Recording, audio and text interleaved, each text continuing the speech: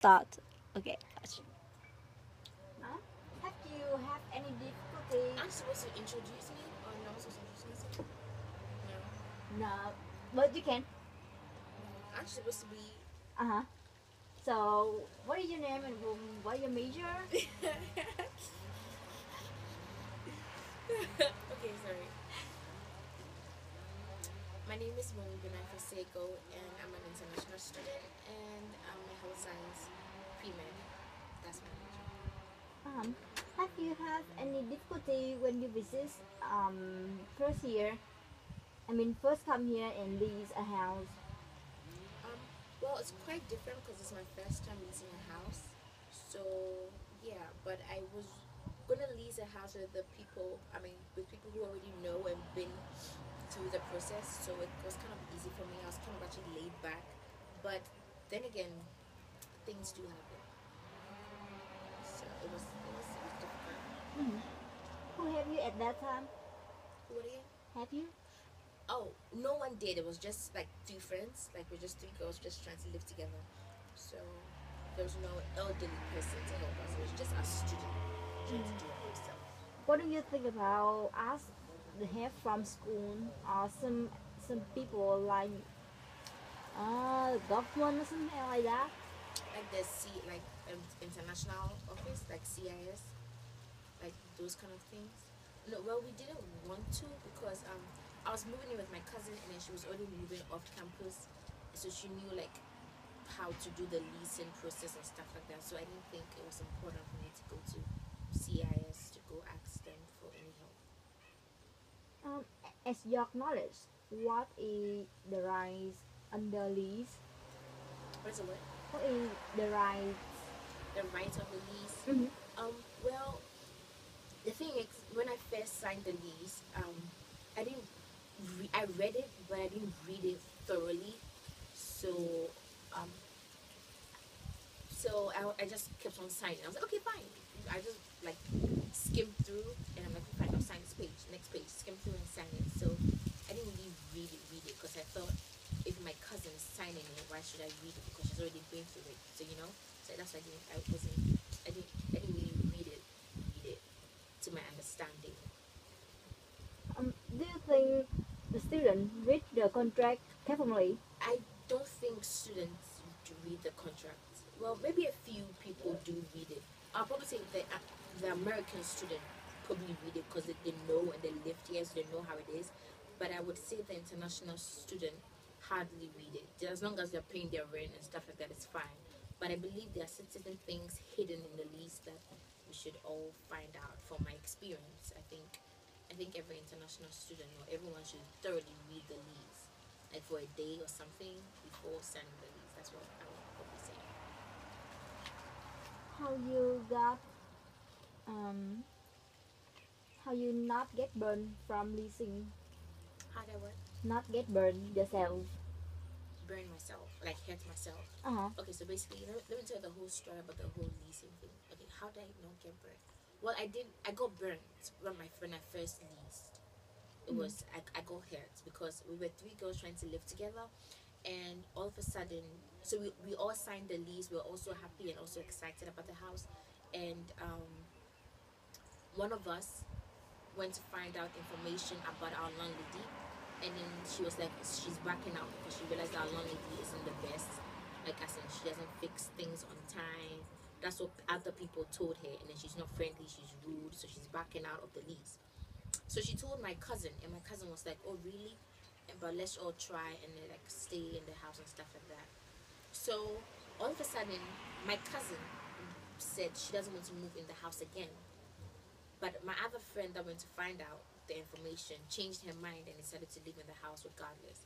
So since she was my cousin, I was like, okay, then I might as well just do what my cousin is doing, because like I know him more than I know the other third person. So she went so she was like, she's no more son, she wants to move out of the lease. So we went to see our landlady, and our landlady was like, well, she has to bring someone to replace her because she can't just like back out from the lease just like that. So we were searching for people to replace, like two people to replace. We couldn't find anyone because it was too late. I think it was like very late at a latter part of the semester. And then so my cousin found someone to sign the lease, and now the person that signed the lease, she was underage, so her auntie in a different state had to sign the lease. So when that happened, so the landlady had to fax the stuff to the other fourth parties auntie to sign the lease. So when she signed the lease and she came back, the her auntie was like, she's leaving Truman, so she can't stay in the house regardless. So even though she has signed the lease, she's still leaving Truman. So the landlady was like, then the cost of the 3 bedroom house is going to be on both of us, both my friend and I. We have to split the cost for the three bedrooms. And then we were like, no, because we rented a house for 3 bedrooms. But the fact that my cousin is out of it and it's complicated there, that doesn't mean we have to pay for her cost, you know. So that was like the disagreement with like the whole time, that like we need to find a third person or else you're gonna pay the cost, and we weren't ready to pay for the cost and stuff like that. So yeah, then we left for summer without solving the problem. So that's what happened. Mhm. There's more to it, but if needs arises that I have to go there, I would probably tell you the story. But that's how it happened. The whole leasing problem. So when you left there, do people ask you pay more money or deposit for that one? Well, we've already paid our deposit, and the thing is, our landlady said even if my cousin is out of the lease, she's not gonna give the deposit she paid to her. That doesn't make sense, because I know that if you're out of the lease, you're supposed to get your deposit back. Although that's what I know, I'm not really sure about that whole American system, but that's what I was told. You're supposed to get your deposit back. But my cousin didn't get her deposit back, so that I do not know why she didn't get her deposit back. So how about your deposit? Well, we at the end of the whole helter skelter, the whole trouble of leasing, we ended up staying in the house because I couldn't find someone to take my lease, to take my place, to sublease for me.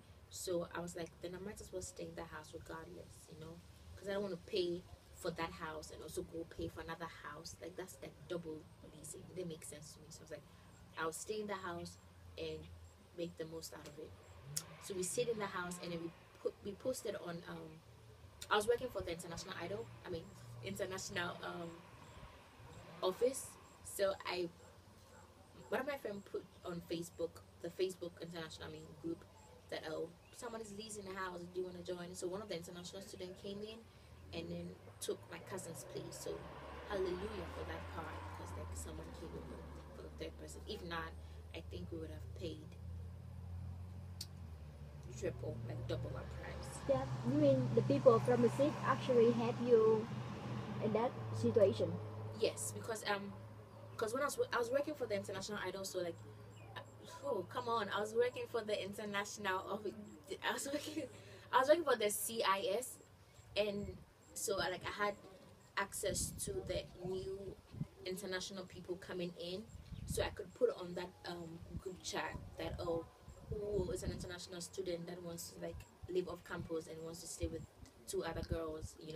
So then we got someone through that. So yeah, through the CIS, I could get a third person. I could see that. Do you still live with your cousin? No, my cousin actually lives somewhere else now. She doesn't live with. I don't. She lives in a different house. She lives off campus, but she lives in a different house altogether. So As an international, do you have more difficulty than American student when you lease a house? well, I don't know. I can't really tell. I have no idea. So, but I don't think so. I guess if that's the case, then none of that would be like racism, if I should say. Or I don't know, probably, but I don't think it's like, I think it's gonna be the same way. I think, I hope it is. And what you have, what you have for the help from school? Did I get help from school? No, I mean, do you have the school help more? Helping me in what sense? I mean, do you want they take the hand and help you a lot, on the leasing? Well, the school didn't even know I was gonna. Okay, well, I think the school knew I was living off campus because I was living on campus before, like my freshman year, and when you're living off campus, when you're gonna like live like your next academic year, is you're supposed to say if you're gonna live off campus or not. So I think I said I'm gonna live off campus, but the school didn't know where exactly I live, like.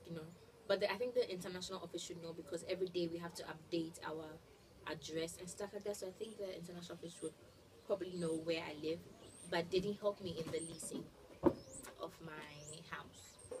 So yeah, and they don't even know my problem, or they don't even know what I went through, because I didn't really inform them about it. Mhm. Do you know where and who you can find for help when you got a problem? Um, honestly, I didn't. Honestly, I could say the people that helped me in this whole leasing thing was my aunt that lives in LA, because she is a landlady herself, so she knows the rules and stuff like that. So she came in at the point in time when everything was a mess, so she kind of like settled everything. But I guess if my aunt wasn't in the picture, it would have been one hell of a mess. I think. I know that. Not I think, I know it would have been one hell of a mess. Probably if it gets to that stage, I would have gone to the international office to say, oh, hey, this is what happened. But since my auntie came through for me, I didn't perceive that I should go to the international office again. So, when the school organized the presentation about right under lease, I'll give students leasing information under orientation. What do you think about it? Come again.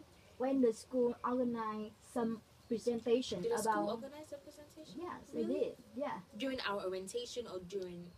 I mean, during the semester, Oh, they really? have the presentation, I and then the beginning of semester they have the information for leasing on the orientation. Really? Well, I didn't even know about that, and I didn't even go for that. But I think I should have gone. Probably I wouldn't be in that mess if I did. But we all learn from our mistake. Now I've learned from mine. So I think the next time I'm going to lease a house again, one, I'll lease with the right people and the people who are actually certain that come what may, they would stay in the house regardless. Then yeah, one, I'll do that, and two, I would make sure I read their contract properly before I sign or anything. So I guess I didn't go for the orientation, yes, which I regret. I think I should have gone. Probably I won't be in this situation or in that. I mean before, but hopefully, if they do organize another one again, I would go, and I think I would recommend that everyone that wants to live off campus should go for that. You done? Thank you so much. You're welcome. Uh, Okay, you gotta pay me though. okay, 100 okay. bucks.